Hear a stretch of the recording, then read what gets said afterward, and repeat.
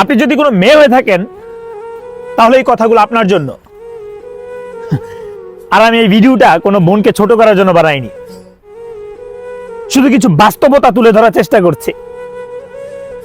ধরেন আপনি একজন বিবাহিত, আপনি আপনার স্বামীর ঘরে আছেন, আর আপনার স্বামী কর্মজীবনে অনেক ব্যস্ত, আপনাকে হয়তো ভালো করে সময় দিতে পারছে না, তবে তার ইচ্ছাকৃত ভাবে কিন্তু না, হয়তো বা সে কোনো কাজের চাপে, কাজের প্রেসারে আপনাকে সময় দিতে পারতেছে না।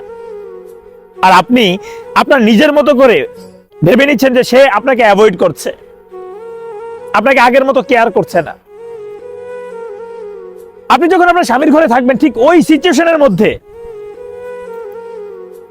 আপনাকে হাজার মানুষ অনেক স্বপ্ন দেখাবে, অনেক কথা হয়তো বা বলতে পারে।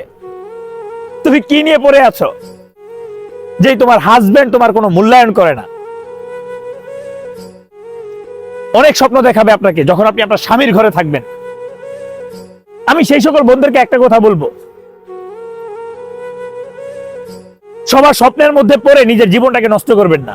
হয়তোবা কেউ আপনাকে স্বপ্ন দেখাচ্ছে, আর আপনি তার কথায় পড়ে, তার মায়ায় পড়ে, তার মায়ায় জড়িয়ে আপনি আপনার নিজের সংসার ভেঙে ফেলতেছেন। মনে রাখবেন, যখন স্বামীর ঘরে থাকবেন অনেকে আপনাকে অনেক স্বপ্ন দেখাবে, সেই স্বপ্নগুলা বাস্তব রূপে দেওয়ার জন্য কিন্তু কেউ স্বপ্ন দেখায় না। সেই স্বপ্নগুলো দেখায় শুধু একমাত্র আপনাকে ভোগ করার জন্য। একটা কথা মনে রাখবেন, 20 মিনিটের দায়িত্ব সবাই নিতে পারে, কিন্তু সারা জীবনের জন্য দায়িত্ব কেউ নিবে না, কেউ না। অতএব স্বামীর ঘরে থাকা অবস্থায় আপনার স্বামী যদি আপনাকে কাজের চাপে সময় না দিতে পারে, তার মানে এই নয় যে সেই মানুষটা আপনাকে ভালোবাসে না। আপনাকে সেটা বুঝতে হবে। আপনি যদি নিজের মতো করে ভুল বুঝে ভুল পথে পা দেন, তাহলে ভবিষ্যতে হয়তো আপনার জীবনটাই অন্ধকারে ঢেকে যাবে।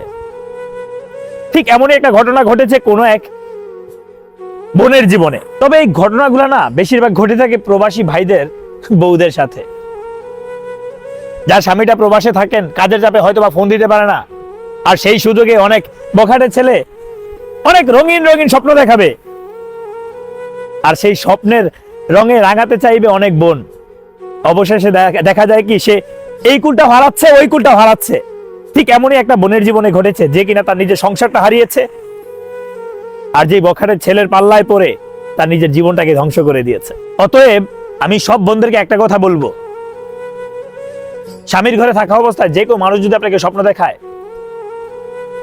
অন্ধের মতো বিশ্বাস করবেন না। তাহলে হয়তো বা ভবিষ্যৎ আপনি এমন ভাবে ঠকতে পারেন, হয়তো আপনার জীবনটাকে নিয়ে টানাটানি পড়ে যাবে। আল্লাহ হাফেজ, আসসালামু আলাইকুম।